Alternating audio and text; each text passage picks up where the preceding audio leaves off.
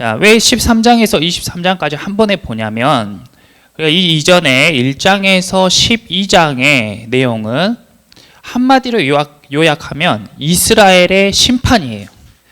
여호와의 날이라는 것은 이스라엘의 심판이면서 동시에 이스라엘의 구원의 날이었잖아요.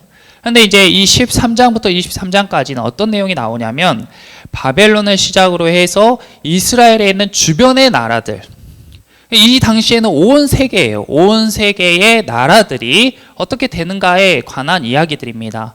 그런데 온 세계의 나라들이 심판을 받게 되는 내용에 대해서 쭉 나열을 하고 있어요. 자, 어떤 나라들이 나오는지 한번 봐볼게요. 13장에 보시면 바벨론이 나왔죠. 볼펜이 있으신 분은 나라 이름에 동그라미 쳐보세요. 바벨론이 나왔어요. 14장 28절에 보면 블레셋이 나옵니다.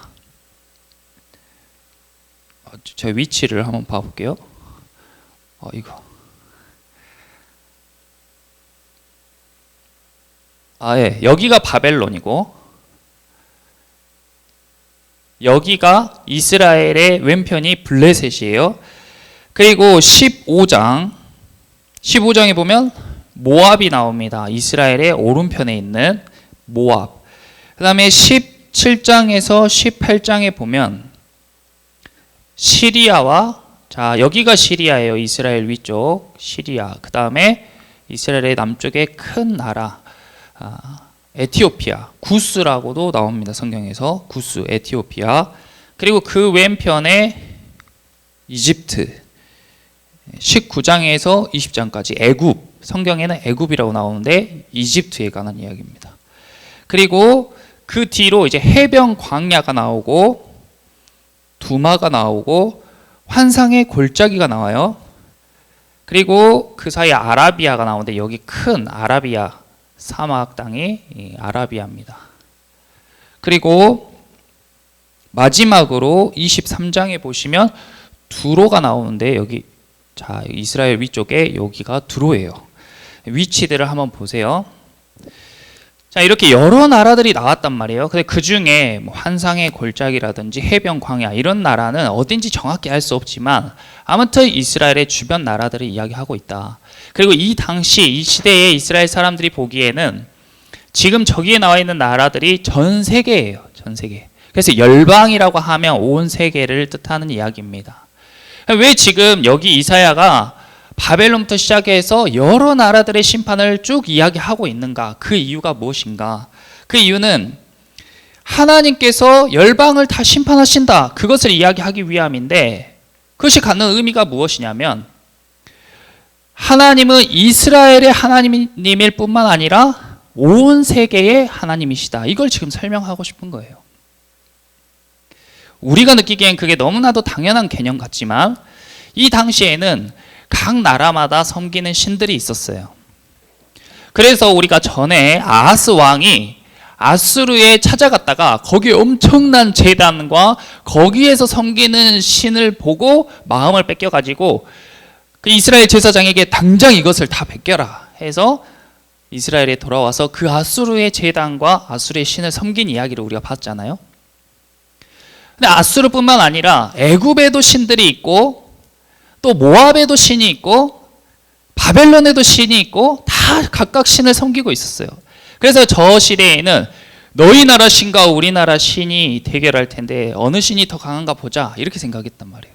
그런데 그렇게 생각하고 있는 이 시대에 이사야가 하는 말이 충격적이죠. 하나님은 이스라엘의 하나님일 뿐만 아니라 온 세계의 하나님이야. 그래서 너희의 나라의 신들과 대적하는 하나님이 아니라 다 하나님 아래야. 하나님께서 마음을 먹으면 아수르든 바벨론이든 다 심판하실 거야. 이런 이야기를 하고 있는 거예요. 그것을 더 구체적으로 나타내기 위해서 여러 나라들에 대해 자세히 나열했는데 가장 첫 번째 나오는 나라가 어디였어요? 13장에 나오는 바벨론이었고 가장 마지막에 23장에 나오는 나라가 어디였어요? 두로였단 말이에요. 그러니까 여기 이사야가 쓸 때에 어느 나라에 있었지 하고 생각난 대로 막 적은 게 아니라 이 나열한 순서와 그리고 그 내용에도 다 의미가 있다. 그것을 우리가 다 살펴보지 못하고 이 바벨론과 두로가 갖는 의미에 대해서 나눠보려고 하는데, 자, 먼저는 바벨론을 가장 먼저 쓰고 두로를 가장 마지막에 쓴 이유가 뭔가? 첫 번째는 이 바벨론이 이 온 세계를 점령한 제국들 중에서 가장 먼저 아수르 그리고 애굽 이후에 바벨론이 제국을 이뤘는데, 이 제국들 중에서 정말 찬란한 문명을 건설을 했단 말이에요. 그래서 이 바벨론을 상징하는 금속이 금이었어요. 정말 눈부시고 영원할 것 같고 너무 찬란한 문명을 이뤘는데, 그런데 너무나도 그 영광이 짧았다. 몇 년이나 나라가 이루어졌냐면 그 나라가 약 70년 만에 망했어요. 그러니까 전 세계를 점령한 것도 너무 빠른 시간에 했는데 망하는 것도 가장 빠른 시간에. 그래서 가장 짧은 시간에 부흥했다가 망한 나라가 바벨론. 그리고 반대로 이 두로라는 나라는 저기 보면 작지만 바닷가에 있는 나라고, 저 유럽에 있는 땅들과 중동에 있는 이스라엘 지역을 오가는 그 상선들이, 배들이 다 저 두로항을 통해서 왔다 갔다 했어요. 그러니까 무역을 통해서 엄청나게 부가 쌓여가지고, 두로하면 어떤 상징이냐면 경제적으로 가장 번성한 나라, 부자 나라, 사업적으로 성공한 나라가 두로예요. 그리고 또 한 가지는 저 두로가 바닷가에도 나라가 있지만 그 옆에 있는 섬에도 나라가 있어요. 그래가지고 절반은 섬에 있고 절반은 땅에 있어. 그러니까 저 큰 제국들이 두로를 딱 침략하잖아요. 두로가 돈을 잘 버니까 저 땅을 가지고 싶잖아요, 제국들이. 그래서 두로를 공격하면 두로 사람들이 다 섬으로 도망가 버리는 거야. 그리고 그 섬에만 방어를 집중해요. 그러니까 저 제국에서 전쟁하던 저 나라들은 언제 배를 만들어 본 적도 없고 배를 사용해 본 적도 없으니까 그 섬까지는 공격하기가 어려운 거야. 그러니까 두로는 가장 오랫동안 그 영광을 유지할 수 있었던 나라다. 그러니까 오랫동안 그 영광을 유지하든지 아니면 짧은 시간에 크게 번성하든지, 그것이 다 누구의 손에 달려 있다는 의미예요. 그것이 다 하나님의 손에 달려 있다, 이런 의미가 있고, 두 번째로는 이 바벨론은 물론 제국이라서 땅도 넓었지만 가장 바벨론 하면 생각나는 게 문화와 과학이 발달했어요. 지금도 다큐멘터리나 이런 것들 보면 바벨론 시대의 문명에 관한 이야기들이 나오는데, 어떻게 저 당시 저 사람들이 저렇게 문화와 문명이 발전할 수 있었을까? 그래서 성경에서도 계속해서 세상의 문화를 대표하는 단어로 바벨론을 사용하죠. 어떻게 저 시대에 저럴 수 있었을까? 바벨론은 문화의 정점인 나라를 이야기하는 거예요. 그래서 아수르가 제국이었을 때 바벨론까지 점령했지만, 아수르는 전쟁에만 능했지 어떤 문화 기술에는 능하지 못했단 말이에요. 그래서 자신들 나라의 문화를 다 바벨론 거를 취했습니다. 마치 로마가 전 세계를 점령했지만 그리스의 문화를 취했던 것과 같이 바벨론은 문화의 상징이다. 또 아까 이야기했던 것처럼 두로는 경제적인 상징이에요. 그래서 엄청난 사업의 성공, 부자들의 나라, 사람들이 다 갖고 싶어하는 돈이 넘쳐나는 곳, 이런 상징이 바로 두로입니다. 그래서 요한계시록에 보면, 요한계시록에 바벨론이 멸망당할 것을 이야기하고 있는데, 거기에서 묘사하고 있는 이야기들을 보면 바벨론 나라보다는 두로의 설명에 가까워요. 그래서 성경에서 바벨론이 멸망할 거다, 바벨론이다, 이렇게 이야기하면 저 오른쪽에 있는 바벨론과 왼쪽에 있는 경제적으로 성공한 두로의 특성이 합해진 도시, 곧 열방을 이야기하는 것이다, 이렇게 이해하시면 됩니다. 계시록에서 이야기하고 있는 바벨론은 딱 저 바벨론만 이야기하는 게 아니라 온 세계와 열방, 이런 의미를 가지고 있다. 세 번째로, 이스라엘의 시선에서 봤을 때에 가장 오른쪽에 있는 나라, 가장 동쪽에 있는 나라가 어디였어요? 지금 바벨론이잖아요. 가장 오른쪽에 있는. 그래서 동쪽하면, 이 시대의 동쪽하면 가장 상징적인 이미지가 뭐냐면 해가 떠오르는 곳이에요. 여기 동쪽에서 해 뜨잖아요. 그래서 해가 떠오르는 곳, 찬란한 문명. 그래서 해 뜨는 곳이 대표하는 나라가 바벨론이다. 반대로 저 땅 바벨론에서 서쪽으로 쭉 걸어가다 보면 맨 끝에 있는 나라, 바닷가에 있는 나라가 어디예요? 두로예요. 그래서 서쪽에 해 지는 장소에 있는 나라, 해가 지는 쪽에 있는 나라가 바로 두로다. 그래서 이것은 해가 뜨는 곳 땅끝, 해가 뜨는 곳에서 해가 지는 땅끝까지 다 누구의 손에 달려 있다는 거예요. 하나님의 손에 달려 있다. 그러니까 지금 계속 성경에서 같은 주제를 온 열방이, 이스라엘뿐만 아니라 온 열방이 다 하나님의 손에 잡혀 있다. 그것을 여러 각도로 이야기해 주고 있는 것입니다. 그래서 이런 찬양도 있잖아요. 해 뜨는 데부터. 찬양단 한번 나와보세요. 그래서 제가 오늘 이 찬양을 준비해 달라고 했어요. 찬양단 한번 나와보세요. 우리가 그 전에도 이 찬양을 들으신 분이 있겠지만, 해 뜨는 데부터 해 지는 데까지, 이게 의미를 모르고 그냥 불러도 좋죠. 그런데 이게 이사야에서 바벨론과 두로를 이야기하는 것이구나. 곧 온 열방을 이야기하는 것이구나. 주 이름 찬양 받으리. 여호와의 모든 종들아 주 이름 찬양해. 이제부터 영원까지 찬양할지로다. 여호와를 찬송할 것은 극히 아름다운 일이니 하고, 이 이사야의 말씀이 함축된 찬양이 바로 해 뜨는 데부터입니다. 자, 우리 자리에서 일어나서 율동하시면서 함께 이 찬양을 한번 해볼게요. 오늘 잘 기억하시면 이제 계속 이 찬양할 때마다 이사야 말씀이 여러분 안에 확 풀어지는 그런 역사가 있을 줄 믿습니다. 이제부터 영원까지 주 이름 찬송할지어다. 아멘. 할렐루야. 네, 감사합니다. 네. 해 뜨는데 바벨론부터 해 지는데 두로까지.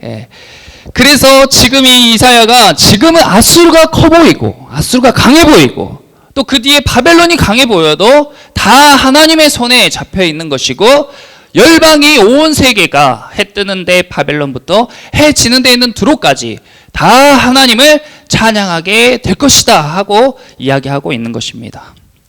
그런데 이 이사야에서 이런 이야기들을 계속 하는 이유는, 결론은 무엇이냐? 결론은 그런데 너희는 왜 하나님을 의지하지 않지? 이거예요. 근데 너희는 왜 하나님을 의지하지 않지? 하나님 이렇게 전능하시니 온 세상이 다 하나님의 손에 잡혀 있는데 왜 너희는 하나님을 의지하지 않냐? 너희가 신뢰하고 의지한 대상이 누구냐?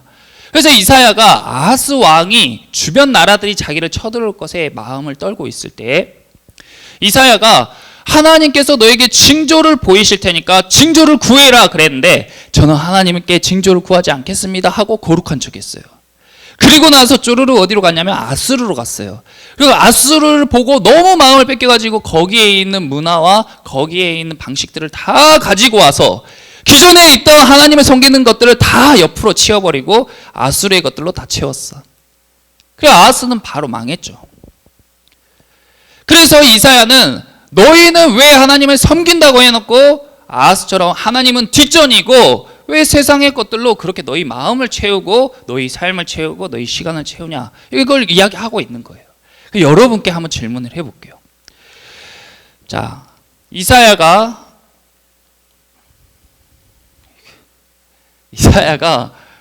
이거 좀 넘겨주세요. 이사야가 아하스에 대해서 이야기할 때 그때 하나님께서 뭐라고 했냐면, 너희가 굳게 믿지 아니하면 너희는 굳게 서지 못하리라. 아멘. 네, 한번 같이 읽어보겠습니다. 너희가 굳게 믿지 아니하면 너희는 굳게 서지 못하리라. 너희가 매주 교회에 나와도, 따라했어요? 승환쌤? 너희가 매주 교회에 나와도, 너희가 아무리 입으로 나는 예수님을 믿어요 말해도 너희의 믿음이 굳게 믿지 않으면 너희는 굳게 서지 못한다. 쉽게 넘어져 버린다. 그러니까 여러분들은 여러분들 앞에 있는 시험, 여러분들 앞에 있는 친구와의 문제, 가정의 문제, 마음에 있는 불편함, 어두운 것들, 트라우마, 이런 것들을 하나님께 내어 맡기는 신앙입니까? 아니면 주일에 하나님을 찾아오고 그리고 내 마음이 어려울 때 하나님은 찾아오지만 친구 문제는 하나님께서 하시지 못할 거야. 이건 정말 어려운 문제야. 우리 가정의 문제는 하나님이 어찌하지 못할 거야. 내가 어려서부터, 아주 어려서부터 이건 계속 되어져 왔어. 이건 절대 하나님이 해결 못해. 내 시험은, 내 이 돌머리는 하나님도 어떻게 못해. 절대 못 깨, 이 돌머리는. 나 아무리 시험 문제를 공부해도 안 헤어져. 이거 하나님이 어찌 못해. 그러나 성경은 하나님께서 능치 못할 게 없으시다고 말씀하고 있습니다. 자, 이것에 대해서 신약 성경의 이야기를 하나 같이 나눠볼게요. 신약 성경 마가복음 9장. 신약 성경 빨간색으로 표시되어 있는 성경, 신약 성경 마가복음 9장 14절에서 29절 이야기입니다. 마가복음 9장 14절에서 29절. 신약성경 68페이지. 자, 하루는 예수님께서 제자들이 있는 곳으로 딱 가셨는데 제자들과 서기관들이 막 서로 막 열띤 토론을 하고 있어요. 이야기를 막 하고 있어요. 그래서 무슨 이야기를 하고 있는지 가서 물었어요. 야, 너희가 지금 서기관들이랑 무슨 이야기를 하고 있냐? 하고 물어봤더니 거기 있는 사람 중에 하나가 이렇게 이야기하는 거야. 선생님, 여기에 말 못하게 귀신 들린 사람이 있는데, 그래서 선생님한테 그 애를 데리고 왔는데 귀신이 어디서든지 그 아이를 탁 잡으면 거꾸러지고 거품을 막 흘리고 이를 막 갈고 얼굴이 파리해지는 거예요. 그래서 데리고 왔는데, 고칠 수 있다고 해서 데리고 왔는데 당신 제자들이 못 고치셨습니다. 못 고치니까 서기관들이 이제 비난하는 거죠. 이게 무슨 귀신 역사냐? 어떻게 귀신이 그렇게 한다고 나가냐? 가짜다. 제자들은 진짜다. 예수님이 된다고 했다. 안 되지 않냐? 해봐라. 안 된다. 막 이렇게 이야기하고 있는 거예요. 예수님이 가서 19절에 예수님이 이렇게 말씀하신 거예요. 믿음이 없는 세대여, 내가 얼마나 너희와 함께 있으며 얼마나 너희에게 참으리요. 그를 내게로 데리고 오라 한 거예요. 그 사람을 나한테 데리고 와라. 그러니까 아이를 딱 데리고 왔어요. 근데 아이를 데리고 왔는데 그 안에 있는 귀신이 예수님을 보고 그 아이로 심히 경련을 일으키게 하는 거예요. 경련. 근데 봐보세요. 이게 이제 여러분들 하나님 말씀 믿으시죠? 네. 그러니까 이 말씀에 있는 이야기가 실제란 말이죠. 꾸며낸 이야기가 아니고. 자세히 보세요. 자, 17절을 다시 한번 보면 이 사람은 말을 못하는데 말을 못하는 이유가 뭐예요? 귀신 들려서. 또 18절에 이 사람이 어쩔 때 거꾸러질 때도 있고 거품을 물 때도 있고 막 이를 뜩뜩 깔 때도 있고 얼굴이 파리해질 때도 있는데 그것도 무엇 때문이에요? 18절에 귀신이 그를 잡아서. 또 예수님을 만났을 때 20절에 그 아이가 갑자기 심히 경련을 막 일으키는 거야. 그리고 땅에 엎드려져서 막 구르면서 거품을 막 흘러요. 그것도 누가 한 거예요? 귀신이. 그런데 여러분들 만약에 우리는 누군가 말을 못하거나 듣지 못하는 걸 보고 아, 저 사람 귀신 들려서 저렇네? 분별 못하죠. 저 사람이 사고로 그런지 태어날 때부터 그런지 아니면 귀신 때문에 그런 건지 분별할 수 없어요. 그리고 함부로 그런 이야기했다가 엄청나게 오해받을 수도 있고. 그러니까 지금 시대에는 누가 가서 아, 귀신 때문에 그렇습니다. 떠나가라 이런 거를 우리가 하지 못하죠. 그런데 말씀을 우리가 잘 알고 있으면 그런 것들을 할 수 있단 말이에요. 왜 제가 이 이야기를 해주냐면 먼저는 여러분들의 믿음이 굳게 서기 위해서 이 말씀을 해드리는 거고, 두 번째로는 우리가 부흥의 이유로 교회에서 지금 계속 귀신, 내 안에 있는 더러운 귀신들아 떠나가라 하고 선포하잖아요. 그런 것들이 어떻게 어떤 말씀과 연계돼서 되는 건지 여러분들이 알아야 믿음으로 선포할 수 있기 때문입니다. 그래서 여러분들이 이 말씀을 잘 소화해서 여러분들 안에 있는 이런 것들을 잘 물리칠 수 있게 되기를 축복합니다. 먼저 귀신에 대해서 잘 알아야 되는데, 여러분들이 귀신이라는 것은 이빨이 뾰족하고 머리를 풀어 헤치고 나오는 이런 이미지가 아니고, 귀신은 모양이 없는 존재죠. 그래서 이 귀신이라는 단어, 여기에 쓰인 이 귀신이라는 단어의 원어를 보면 원어가 무엇이라고 되냐면 저를 한번 따라서 해보세요. 푸뉴마. 그거 한번 써보세요. 펜 있으신 분 옆에. 중요한 단어니까. 푸뉴마라고 원어에는 이 귀신이 푸뉴마라고 하는데 이 푸뉴마라는 단어를 성경의 다른 단어에도 사용해요. 그 다른 단어가 뭐냐면 성령입니다. 성령도 푸뉴마예요. 구약 성경 히브리어로는 뭐라고 하냐면 루아흐라고 하는 게 푸뉴마랑 똑같은 의미예요. 근데 루아흐는 어디 나오냐면 창세기 1장과 2장에서 하나님이 흙으로 사람을 빚으신 다음에 생기를 불어넣을 때 하나님의 생령이 된지를 때 그 영이 바로 루아흐예요. 그러니까 귀신이라는 거는 하고 여러분들이 생각하는 막 드라큘라, 천연의 신 이런 게 아니고 한마디로 이야기하자면 영이다. 영. 영에 대해서 이해를 해야 예수님을 잘 알 수 있고 예수님에 대해 잘 아는 것이 올바르게 신앙생활 할 수 있는 가장 좋은 길입니다. 영적인 것에 대해 영적인 민감성이 여러분들에게 열리기를 축복합니다. 그러니까 영적인 것이 열려 있어야 저것이 귀신이란 표현은 거부감이 들잖아요. 귀신 들려서 저렇다 그거보다는 제가 묵상을 해봤는데 이렇게 표현하면 좋을 것 같아요. 영적인 묶임 때문이다. 영적인 묶임 때문에 저렇구나. 그래서 우리가 묶인 것들이 풀어지게 해달라고 기도하잖아요. 근데 여러분 안에도 우리 안에 다 있어요. 내가 태어날 때부터 지금까지 살아오면서 보고 듣고 경험하는 것들이 다 우리 안에 좋은 영적인 영향을 끼치는 것이 있고 나쁜 영적인 영향을 끼치는 게 있어서 수만 수억 겹으로 쌓여 있단 말이에요. 그런 것들이. 그래서 나를 형성하는데 안 좋은 것들을 끊어내고 좋은 것들을 쌓아가는 과정이 어떻게 보면 신앙생활이라고 할 수 있는 겁니다. 근데 그 영적인 거는 내 힘으로 내 근력으로 할 수 있는 것이 아니고 오직 예수님의 능력으로 그것이 가능하게 될 줄 믿습니다.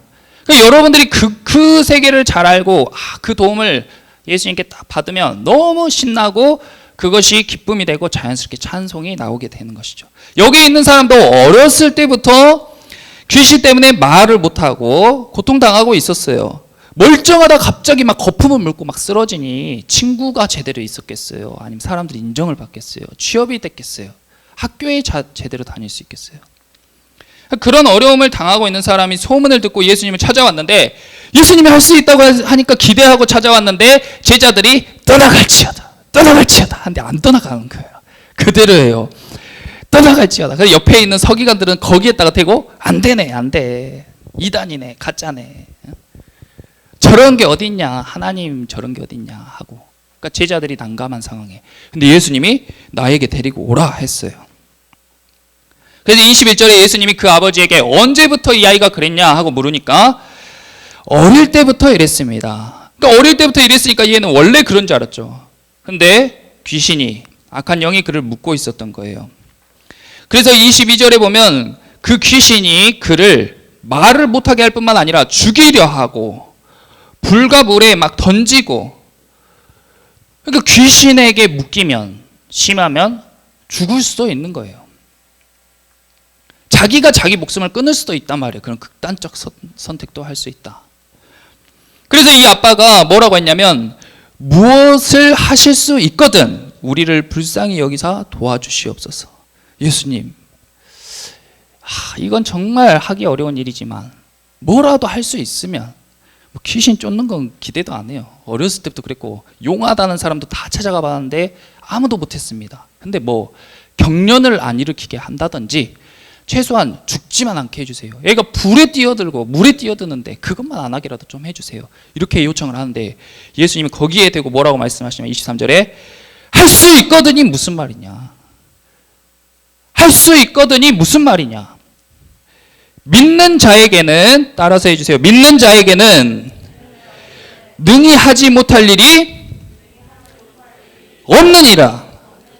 아멘. 믿는 자에게는 능히 하지 못할 일이 없느니라.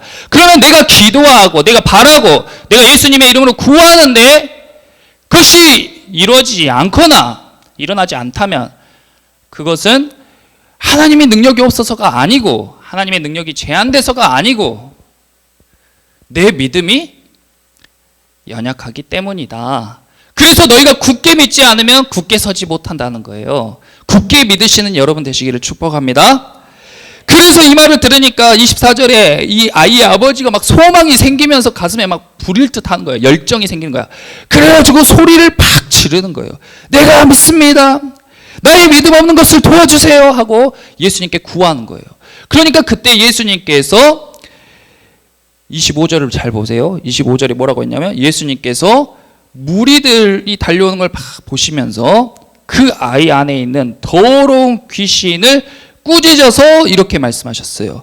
말 못하고 못 듣는 귀신아, 내가 내게 명하노니 그 아이에게서 나오고 다시 들어가지 말라 하고 말씀하셨어요. 그때에 그 아이 안에 있던 악한 영이 26절에 소리를 지르면서 탁 나가는 거예요. 그러면서 아이가 그때에 귀신이 나가면서 심한 경련을 일으키고 죽은 것처럼 팍 쓰러졌죠. 사람들이 다 죽은 줄 알았는데 그때 예수님께서 그 아이의 손을 잡아서 탁 일으키시니까 일어나는 거예요. 그래서 사람들이 다 깜짝 놀랐겠죠. 와, 진짜 이런 일이 가능하구나. 근데 예수님께서는 우리 안에 있는 악한 영을 뽑아내실 뿐만 아니라 우리의 문제도 해결하고 우리를 완전히 새 사람으로 변화시키시고 우리에게 영원한 생명까지 주실 수 있는 분인 줄 믿습니다. 그러므로 여러분들이 그런 믿음이 마음에 확고하게 이 아버지처럼 아버지가 예수님의 말씀을 듣고 소망이 막 생기니까 소리를 지르잖아요. 입을 꾹 다물고 있는 것은 마음에 감동이 없는 것이고 말씀에 감흥이 없는 거죠. 말씀을 듣고 소망이 생기면 자동으로 팍 소리가 나오잖아요. 주야 하고 내 몸을 탁 맡기게 되는 거예요. 그런데 이제 탁 이런 일이 다 종료가 되고 집에 이제 갔어요. 집에 가서 예수님이 이제 딱 피곤하셔서 이렇게 있는데 제자들이 이제 간 거야. 왜냐하면 알려준 그대로 했는데 우리는 안 되고 예수님은 했잖아요. 예수님 하는 것도 똑같은데 왜 예수님이 하면 되고 우리가 하면 안 되지? 하고 예수님께 이제 물어본 거예요. 예수님께. 아니 어째서 우리가 하면 귀신이 쫓아내지 못하고 예수님은 쫓아냈습니까? 하니까 예수님이 29절에 이르시되, 함께 읽겠습니다. 이르시되 기도 외에 다른 것으로는 이런 종류가 나갈 수 없느니라. 아멘. 기도 외에 다른 것으로는 나갈 수가 없다. 목소리를 크게 질러서 되는 것도 아니고 이 닥터 스트레인지처럼 모션을 딱 이렇게 잘 해야 되는 것도 아니고 제자들은 피곤하니까 이 사역이 얼마나 힘들어요. 여러 동네를 돌아다니면서 아침부터 밤까지 병든 사람, 예수님 모르는 사람 만나면서 다 도와주고 그들을 챙겨주고 이렇게 하니까 몸이 너무 피곤하니까 집에 가자마자 골아 떨어지는 거야. 근데 예수님은 다 바쁜 그 사역을 다 감당하신 다음에 밤에 어디로 가냐면 사람이 없는 한적한 곳으로 가셔서 뭐 했어요? 기도했어요. 매일매일 기도하신 거예요. 아픈 사람이 있든 없든 귀신 들린 사람이 있든지 없든지 계속 기도하신 거예요. 그러니까 기도가 예수님 안에 기도가 충만하고 말씀이 충만하고 성령이 충만하니까 예수님이 딱 가자마자 귀신이 반응을 하는 거죠. 악한 영이. 그래서 예수님께서 제자들에게도 항상 깨어 있으라, 쉬지 말고 기도해라 이렇게 알려주신 것입니다. 그리고 우리도 예수님을 본받기 위해서 매일매일 50일 동안 나와서 하루에 1시간씩 기도하는 훈련을 하고 있는 줄 믿습니다. 그러니까 여러분들이 매일매일 기도에 나와서 지금 그런 것들을 훈련하고 트레이닝하는 것은 추상적인 게 아니고 정말 이 말씀이 우리 삶 가운데 이루어지길 바라는 마음에서 매일매일 기도를 하고 있는 것이에요. 그리고 그런 것들을 정말 이 아버지의 마음처럼 간절하게 소리 지르고 믿음으로 굳게 믿고 주님 앞에 의지하는 사람, 주님을 신뢰하는 사람은 자신의 문제가 해결되어지고 믿음이 성장하고 악한 것들이 떠나가는 경험을 하게 될 줄 믿습니다.